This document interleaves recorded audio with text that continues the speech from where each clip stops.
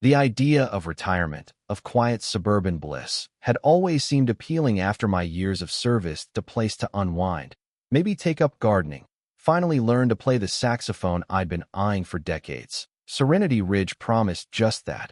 Manicured lawns, tree-lined streets, and a community of like-minded individuals. Of course, like-mindedness, I was soon to discover, had a very specific definition in the Serenity Ridge Homeowners Association bylaws.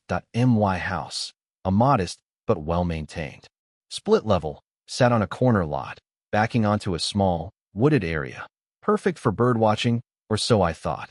The reality was a constant low-level hum of suburban anxiety, fueled by the HOA's relentless pursuit of aesthetic perfection.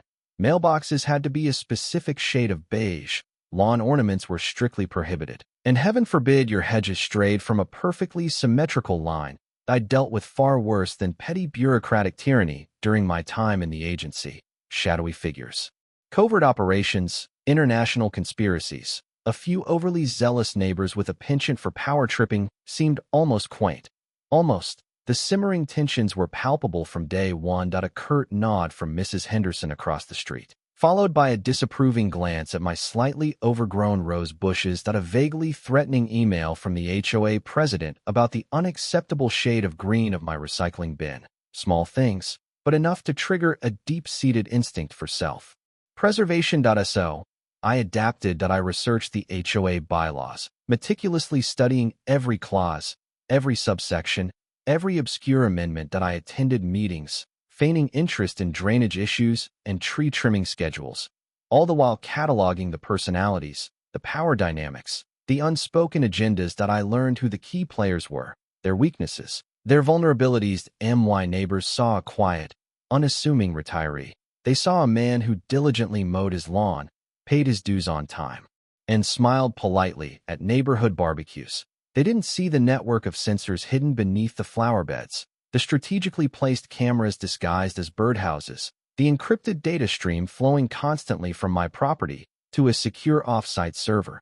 They didn't know the gardening I was doing involved burying fiber optic cables and calibrating motion detectors. They didn't see the ghost of my former life, the honed skills and ingrained paranoia that never truly faded, lurking beneath the surface of my carefully constructed facade. After all, old habits die hard, and once you've spent years operating in the shadows, you tend to see them everywhere. Even in Serenity Ridge, especially in Serenity Ridge, I had a feeling this suburban paradise was about to become a battleground, and I was ready. The first official salvo in the HOA's campaign against me arrived innocently enough. A cream-colored envelope with the Serenity Ridge logo embossed in gold. Inside, a single sheet of paper, meticulously typed and formatted, detailing a minor infraction of the community guidelines. My heart genuinely sped up a little. A primal reaction honed over years of assessing threats. The infraction? An unapproved modification to my front lawn. Apparently, the standard issue fescue grass I'd inherited from the previous owners was deemed non-compliant with the community's unified aesthetic vision.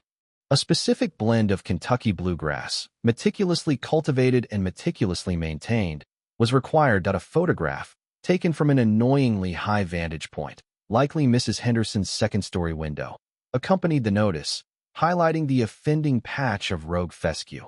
Most people would have simply sighed, rolled their eyes, and grudgingly replaced the grass dye. However, saw it as a declaration of war. A test of wills, an opportunity to assess the enemy's capabilities. I reread the notice, searching for loopholes, for inconsistencies, for any indication of the HOA's underlying strategy. The language was carefully chosen, bureaucratic and impersonal, but beneath the surface, I detected a hint of something more personal. I decided to respond in kind. I drafted a meticulously worded letter, citing specific clauses in the HOA bylaws that, in my interpretation, technically allowed for the existence of fescue grass under certain, highly specific circumstances. I included diagrams, charts, and footnotes, all designed to overwhelm and confuse the reader. It was a masterpiece of bureaucratic obfuscation, worthy of the most seasoned government operative. I hand-delivered the letter to the HOA president, a portly man named Mr. Abernathy, who ran a local insurance agency. He seemed genuinely bewildered by my response. his eyes glazing over as he attempted to decipher the legal jargon. He stammered a few platitudes about community harmony and the importance of following the rules, but it was clear he was out of his depth. As I left his office, I noticed a flicker of something in his eyes, a mixture of annoyance and fear. It was a subtle but significant shift that I had underestimated him. He wasn't just a petty bureaucrat. He was a pawn in a larger game. Someone was pulling his strings, and I needed to find out who. That night, I reviewed the surveillance footage from my perimeter. Cameras, nothing out of the ordinary. Just the usual assortment of stray cats, delivery drivers, and Mrs. Henderson watering her prize-winning petunias. But then, I spotted a dark sedan, parked down the street, its headlights extinguished. A figure emerged, briefly illuminated by a passing car, holding what appeared to be a telephoto lens. They were watching me. And that's when I knew this wasn't just about the grass anymore. This was about something far more significant. The game was afoot. The realization that I was under surveillance solidified my decision to escalate my security measures. The existing system, while comprehensive, needed an upgrade. It was time to move beyond passive observation and implement active countermeasures. I needed to create a digital fortress, a layered defense that would not only detect intrusions, but also actively mislead and disorient my adversaries. My background provided me with an unfair advantage, of course. While my neighbors were arguing about petunias and mailbox colors, I was sourcing military-grade encryption software and repurposing decommissioned drone technology. The birdhouses, for instance, weren't just housing finches. They were equipped with miniature, high-resolution cameras capable of facial recognition and thermal imaging. The garden gnomes weren't just whimsical decorations. They were concealing seismic sensors and directional microphones. I also invested in a state-of-the-art network intrusion detection system, capable of identifying and blocking unauthorized access to my home network. I configured a series of honeypots, fake servers designed to lure hackers and provide early warning of potential attacks. I even created a decoy website designed to mimic a legitimate business, complete with fabricated financial records and strategically placed vulnerabilities. If anyone tried to hack into my system, they would find themselves lost in a labyrinth of false trails and dead ends. The technological upgrades were only part of the equation. I also needed to enhance my physical security. I reinforced the doors and windows with ballistic-grade glass and installed a multi-point locking system. I replaced the flimsy chain-link fence with a wrought iron barrier, topped with razor wire, disguised, of course, to comply with HOA regulations. I even trained my German Shepherd, Kaiser, in advanced protection techniques. He was already a loyal companion, but now he was also a highly effective security asset. But the most crucial element of my enhanced security system was the human element. I began meticulously documenting every interaction with the HOA, every phone call, every email, every casual conversation. I created detailed profiles of each member, noting their habits, their routines, their known associates. I was building a comprehensive intelligence database, a virtual dossier that would allow me to anticipate their moves and counter their strategies. Some might call it paranoia, but I prefer to think of it as prudent risk management. After all, I'd learned long ago that the best defense is a good offense, and the only way to stay ahead of the game is to anticipate your opponent's next move. And I had a feeling that the HOA, or whoever was pulling their strings, was about to make a big one. I had to be ready.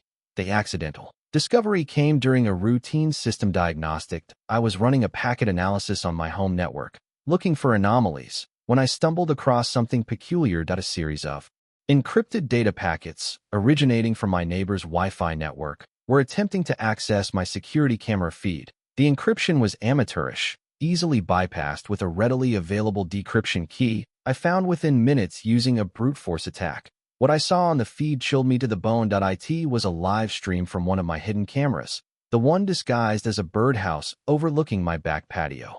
The camera was focused on my grill, where I had been preparing dinner just an hour earlier. But the unsettling part wasn't the footage itself. It was the fact that someone was actively watching me, in real time, without my knowledge. Further investigation revealed that the data packets were being routed through a series of proxy servers, making it difficult to trace the origin.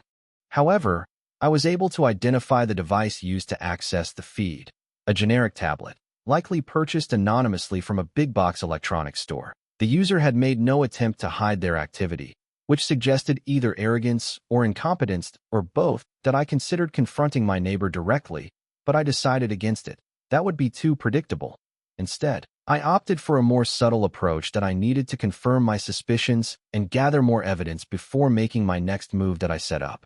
A series of honeypots on my network, designed to attract the attention of the intruder. That I created fake files containing sensitive information, such as bank account numbers and passwords, all meticulously crafted to appear authentic. That it didn't take long for the intruder to take the bait.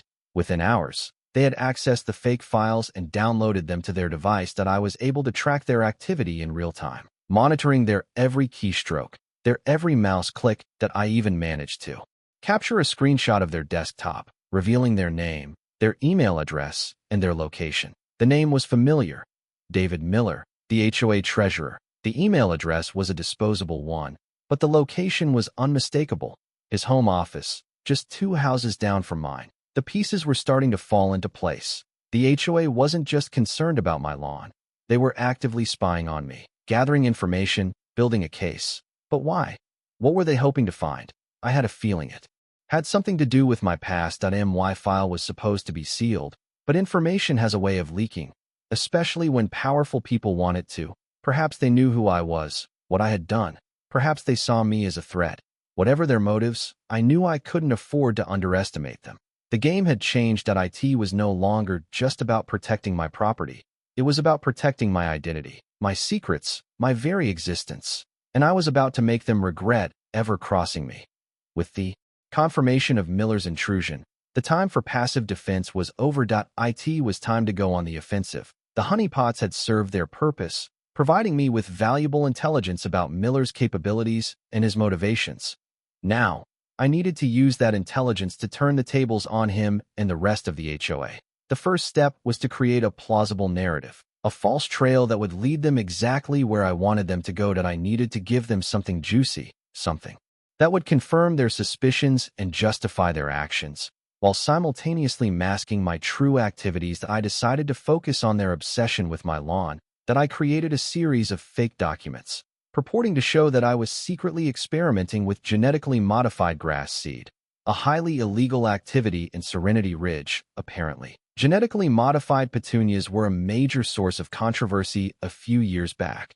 The documents were meticulously crafted, complete with scientific jargon, fabricated laboratory reports, and forged signatures. I even created a fake company, AgriCorp Solutions, with a website and a toll-free phone number, all designed to add legitimacy to the scheme. Next, I needed to plant the evidence. That I strategically placed the fake documents in locations where Miller was likely to find them: in my unlocked shed, in my recycling bin, even taped to the underside of my grill. That I made sure the evidence was easily accessible, but not too obvious. That I wanted Miller to feel like he was discovering something, not being handed something. That I also manipulated the footage from my security cameras, creating a series of short clips that appeared to show me engaged in suspicious activities, mixing chemicals in my garage, burying unidentified objects in my backyard, sneaking around my property late at night. The clips were carefully edited to be ambiguous, but suggestive. That I wanted to create a sense of mystery, a feeling that something was definitely amiss. Finally, I needed to make sure that Miller found the evidence. That I sent him an anonymous email, hinting at my illegal activities and providing him with a link to a hidden directory on my website, where he could find more information. The email was carefully worded to appeal to his sense of civic duty, his desire to protect the community from harm that I knew he wouldn't be able to resist. The trap was set. All I had to do was wait, and I knew it wouldn't be long before Miller took the bait. He was already suspicious, already convinced that I was up to no good. All I had done was give him the evidence he needed to justify his paranoia. And when he came for me, I would be ready. That I would be waiting, and he would be walking right into my carefully constructed counter-surveillance trap. The storm was coming. The days that followed were filled with a tense anticipation. I monitored Miller's activity closely, watching as he meticulously gathered the planted evidence, his face a mask of self-righteous indignation. He shared his discoveries with the other HOA members, their whispers and furtive glances captured by my hidden microphones. The paranoia was spreading like wildfire. The HOA's actions began to escalate that I received a series of increasingly aggressive phone calls from Mr. Abernathy, his voice trembling with barely suppressed rage that he accused me of endangering the community, of violating the sanctity of Serenity Ridge, of being a menace to society. That I responded with calm, measured tones, denying the allegations and demanding proof. He threatened legal action, fines, even expulsion from the community. I simply hung up the phone. Then came the anonymous letters, filled with hateful rhetoric and veiled threats. They accused me of being a carpetbagger, an outsider, a traitor to the Serenity Ridge way of life. They warned me to leave town, to disappear, to never come back. That I tossed them in the fireplace, watching the flames consume their venomous words. The surveillance intensified. That I noticed unfamiliar cars parked outside my house, their occupants watching me with undisguised hostility. That I saw drones hovering over my property, their cameras trained on my every move. I even caught Mrs. Henderson digging through my trash, her eyes wide with a mixture of fear and fascination. But the most unsettling incident occurred one evening as I was walking Kaiser through the neighborhood. A group of men, all members of the HOA, confronted me on the street. They were led by Miller, his face flushed with anger. They accused me of poisoning the community, of polluting the environment, of endangering their children. They demanded that I confess my crimes and leave Serenity Ridge immediately. I stood my ground, refusing to be intimidated. I told them they were acting like fools, that they were being manipulated by forces they didn't understand. I warned them that they were playing a dangerous game, one that they were sure to lose. Miller lunged at me, his fist clenched. Kaiser, sensing the threat, bared his teeth and growled menacingly. The men backed down, muttering threats and insults. I walked away. I knew that the situation was about to come to a head. The HOA was desperate, cornered, and increasingly irrational. They were convinced that I was a threat, and they were willing to do anything to stop me. The storm was brewing, and it was about to break. I just had to make sure I was ready when it did. The night of the storm, a literal thunderstorm raged outside, mirroring the tempest brewing within Serenity Ridge. The wind howled, rain lashed against the windows, and the power flickered intermittently. It was the perfect atmosphere for what was about to unfold. I had double-checked my security systems, ensuring that every camera, every sensor, every alarm was functioning perfectly.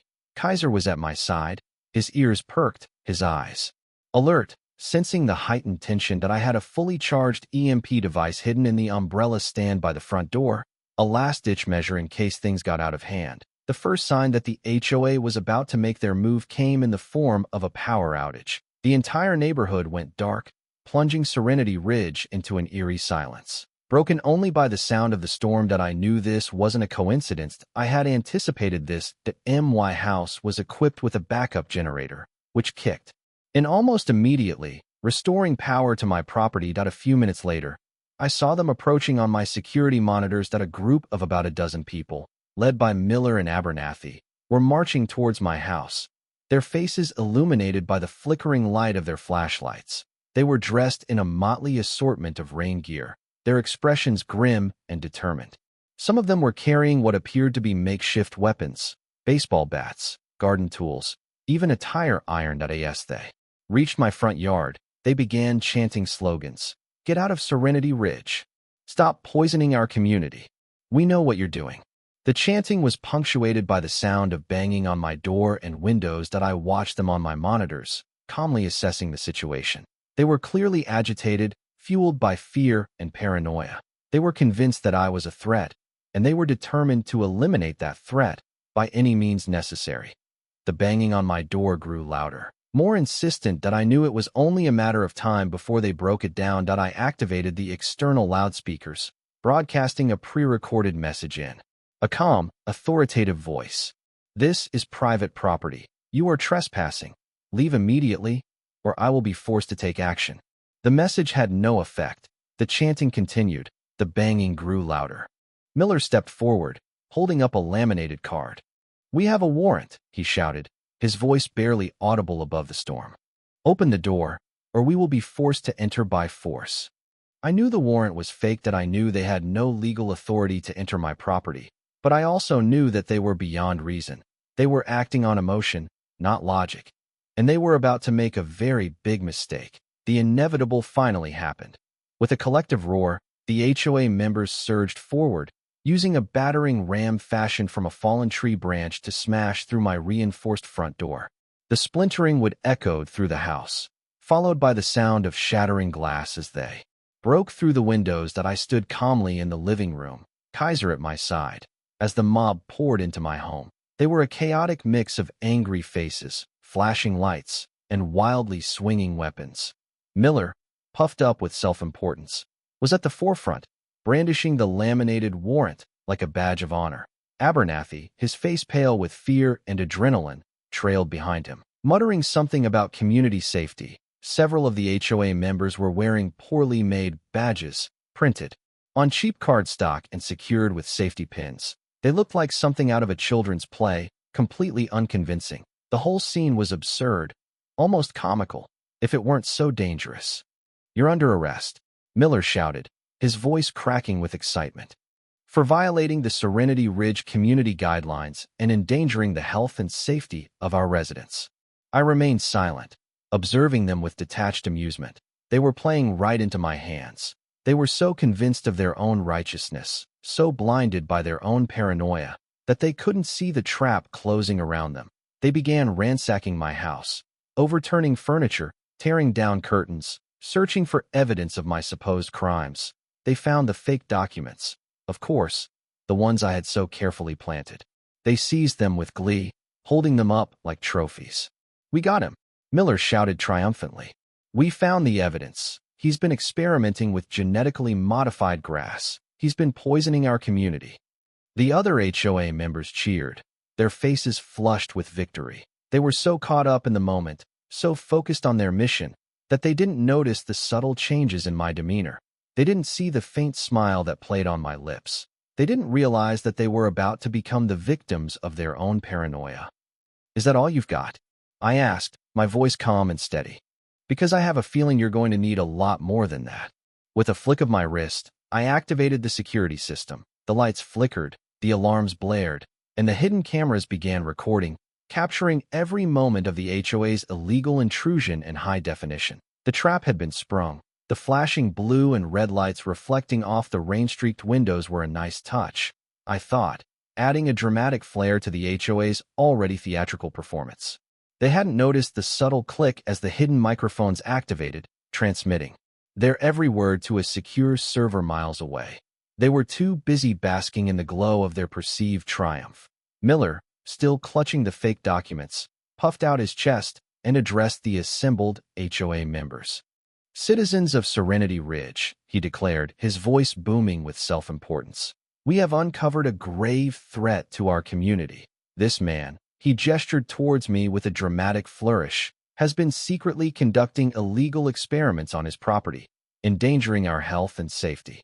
Abernathy, emboldened by Miller's bravado, stepped forward, his voice gaining confidence. "We have irrefutable proof of his crimes," he announced, waving the laminated warrant in the air. "We have acted swiftly and decisively to protect our community from this dangerous individual." The other HOA members nodded in agreement, their faces flushed with self-righteous indignation. They were convinced that they were the heroes of this story, the protectors of Serenity Ridge, the champions of truth and justice. They couldn't see that they were the villains, the pawns in a much larger game. "We demand that you cease your illegal activities immediately," Miller continued, his voice rising in pitch. "We demand that you leave Serenity Ridge and never return, that we demand that you face the consequences of your actions." I remained silent, letting them rant and rave, letting them dig themselves deeper into the hole they had created. That I wanted them to savor this moment, to relish their victory, because it was about to be snatched away from them in the most humiliating way possible. After they had exhausted their supply of righteous indignation, I finally spoke, my voice calm and measured. "Is that all?" I asked, raising an eyebrow. "Because I have a few things I'd like to say as well." I gestured towards the hidden cameras, their red lights blinking mockingly. "Did you really think I wouldn't notice you spying on me?" I asked, a hint of amusement in my voice. "Did you really think I wouldn't take steps to protect myself?" The HOA members exchanged nervous glances, their confidence wavering. They hadn't considered the possibility that I might be one step ahead of them. They had underestimated me. I know everything you've been doing. I continued, my voice growing stronger. I know about the illegal surveillance, the threatening phone calls, the anonymous letters that I know about the conspiracy to drive me out of Serenity Ridge. Miller scoffed, trying to regain his composure. Those are just baseless accusations, he said, his voice trembling slightly. We have proof of your crimes that we have the evidence. Oh, you have evidence, all right, I replied, a smile spreading across my face.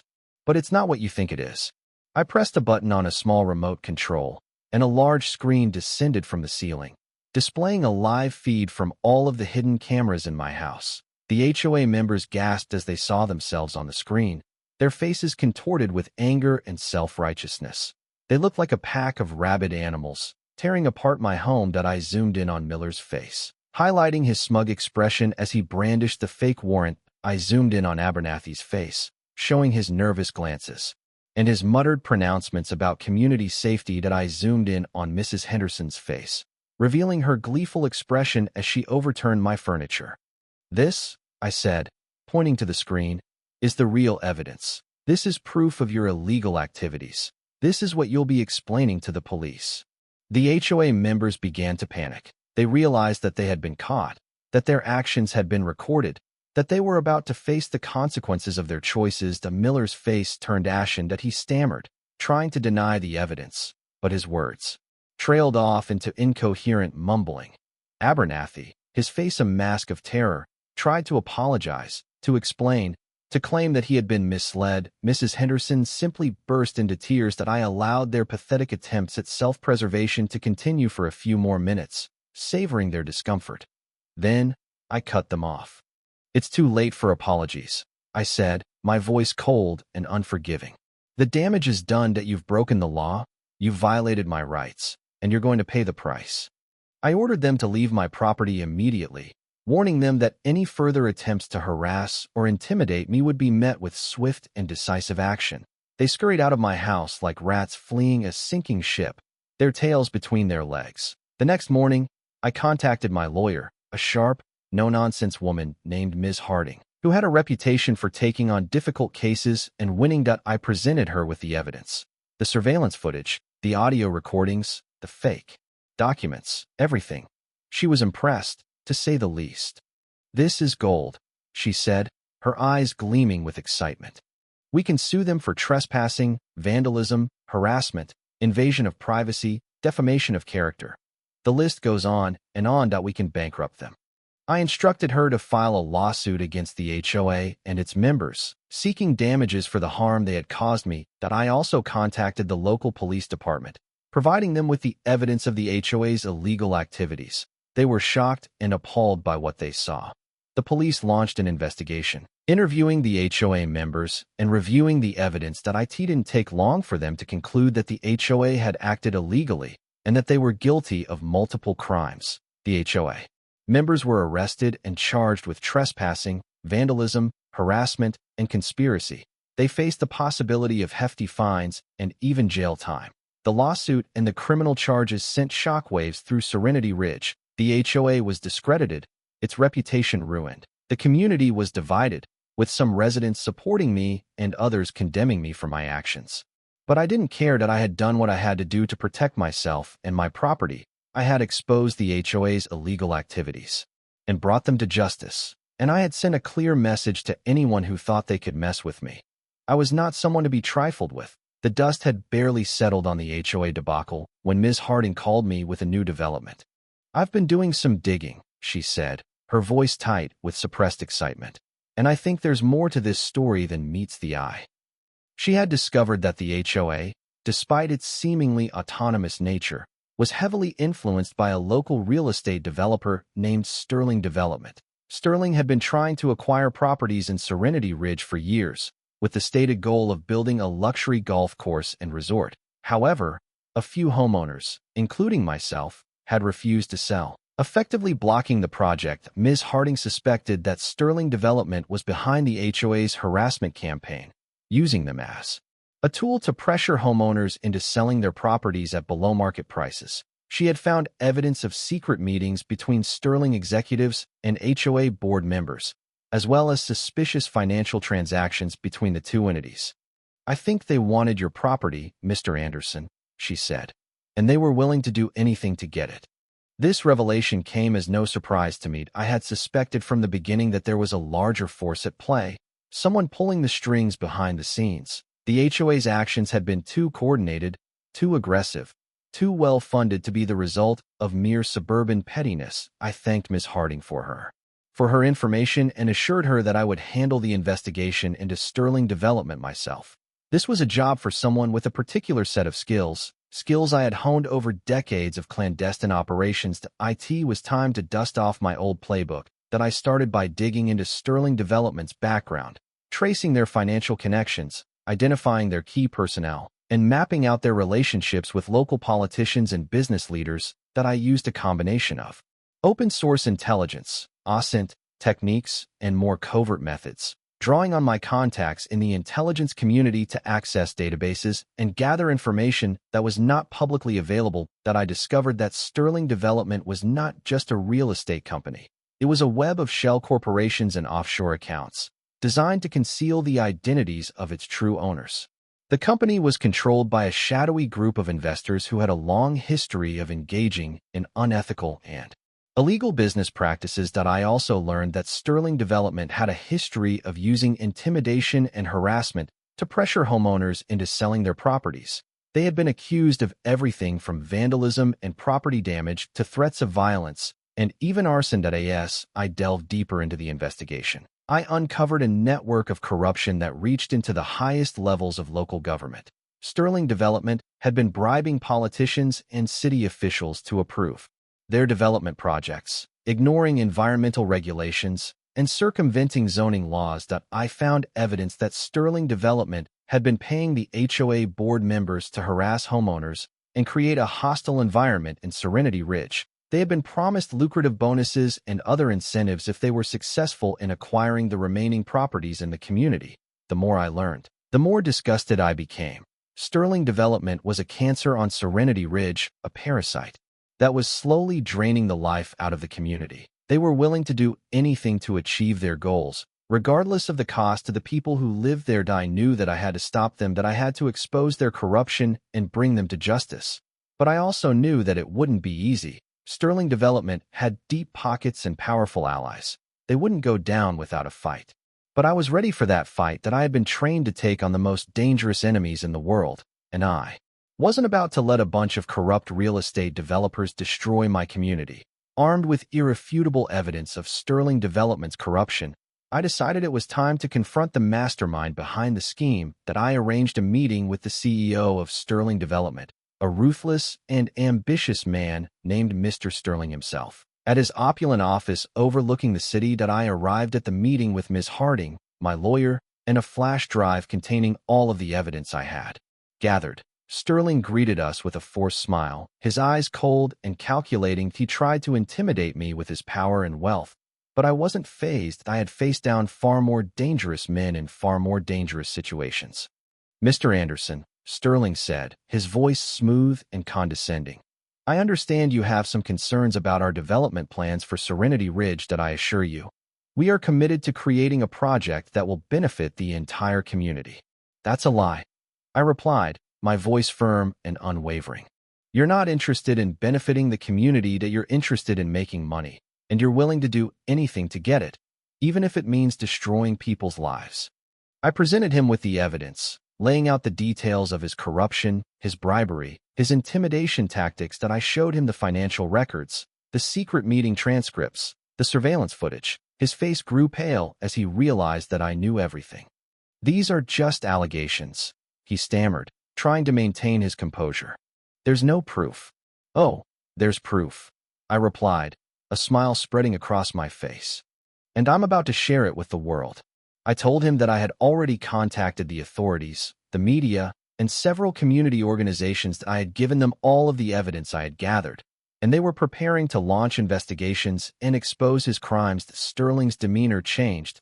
He became desperate, pleading with me to stop, offering me a fortune to keep quiet. He revealed his motives. explaining that he was under pressure from his investors to deliver on the Serenity Ridge project, that his entire career was riding on its success. "Please," he begged, his voice trembling, "don't do this, that you'll ruin me. You should have thought of that before you started harassing my neighbors." I replied, my voice cold and unforgiving. "You made a mistake when you messed with Serenity Ridge, and now you're going to pay the price." I made good on my promise. Within days, the story of Sterling Development's corruption was splashed across the headlines of every major newspaper and broadcast on every television network. The evidence I had gathered was irrefutable, and the public outcry was deafening. The authorities launched multiple investigations into Sterling Development's activities, and Mr. Sterling and several of his top executives were arrested and charged with bribery, fraud, and conspiracy. The company's assets were frozen, and its development projects were put on hold. The HOA, already reeling from the fallout of the lawsuit and the criminal charges against its members, was completely dismantled. A new HOA was formed, composed of residents who were committed to transparency, accountability, and community harmony. The lawsuit against the former HOA members was settled out of court. They were forced to pay a significant sum of money in damages, and they were barred from ever serving on the HOA board. Again, Serenity Ridge slowly began to heal. The community came together to rebuild what had been broken, to restore trust and cooperation. The atmosphere of fear and paranoia that had gripped the neighborhood for so long began to dissipate. That I received countless messages of gratitude from my neighbors, thanking me for standing up to Sterling Development and for saving Serenity Ridge from their clutches. That I was hailed as a hero, a savior, a champion of the people, but I didn't see myself that way. I had simply done what I had to do to protect myself and my community. That I had used my skills and my resources to fight back against injustice and corruption, and I had won. However, the victory came at a cost. That my privacy had been invaded, my reputation had been tarnished, and my peace of mind had been shattered. That I had been forced to relive my past, to confront the demons that I had tried so hard to bury. But in the end, it was worth it. That I had saved Serenity Ridge, and I had proven that even one person, armed with the right skills and the right evidence, can make a difference. The experience had changed me, though that IT had made me more cynical, more distrustful, more aware of the darkness that lurks beneath the surface of even the most idyllic communities. But it had also made me more resilient, more determined, more committed to fighting for what is right. Life in Serenity Ridge settled into a new normal. The lawns were still manicured, the mailboxes were still beige, and the hedges were still perfectly symmetrical. But there was a newfound sense of community, a sense of shared experience, a sense of vigilance. The new HOA, led by a group of dedicated and honest residents, worked tirelessly to promote transparency and accountability. That I remained in Serenity Ridge, though I often wondered if I should move on, find a new place to start over. But I had grown fond of my little house, my quirky neighbors, and even the overly zealous Mrs. Henderson, and I knew that I couldn't run away from my past. IT would always be a part of me. Wherever I went, that I continued to maintain my security systems. Though I dialed back the paranoia a notch or two, the cameras were still there, the sensors were still active, and Kaiser was still on duty. But I tried to focus on enjoying my retirement, on pursuing my hobbies, on living a normal life. That I even started taking saxophone lessons. It turned out I wasn't very good, but I enjoyed it nonetheless. The screeching sounds that emanated from my garage often elicited complaints from the neighbors, but I took it in stride. After all, I had earned the right to make a little noise. However, I never completely let my guard down. I knew that there were still people out there who wanted to harm me, who wanted to silence me, who wanted to exploit Serenity Ridge for their own gain. And I knew that I had to be ready to defend myself, my community, and my way of life. One evening, as I was reviewing the security footage from my perimeter cameras, I noticed something that made my blood run cold. That a black SUV, with tinted windows and no license plates, was parked down the street, its occupants watching my house with undisguised interest. The SUV was familiar. I had seen it before. During my investigation into Sterling Development, I zoomed in on the driver's face, using facial recognition software to identify him. The software came back with a match, a former associate of Mr. Sterling, a man with a long history of engaging in violence and intimidation. I knew that this wasn't a coincidence. Sterling Development may have been defeated, but its network of corruption and deceit was still intact, and someone was still interested in acquiring my property that I contacted Ms. Harding, informing her of my discovery. She assured me that she would notify the authorities and take steps to protect me, but I knew that I couldn't rely on the authorities alone, that I had to take matters into my own hands, that I activated my security systems, alerted Kaiser, and prepared for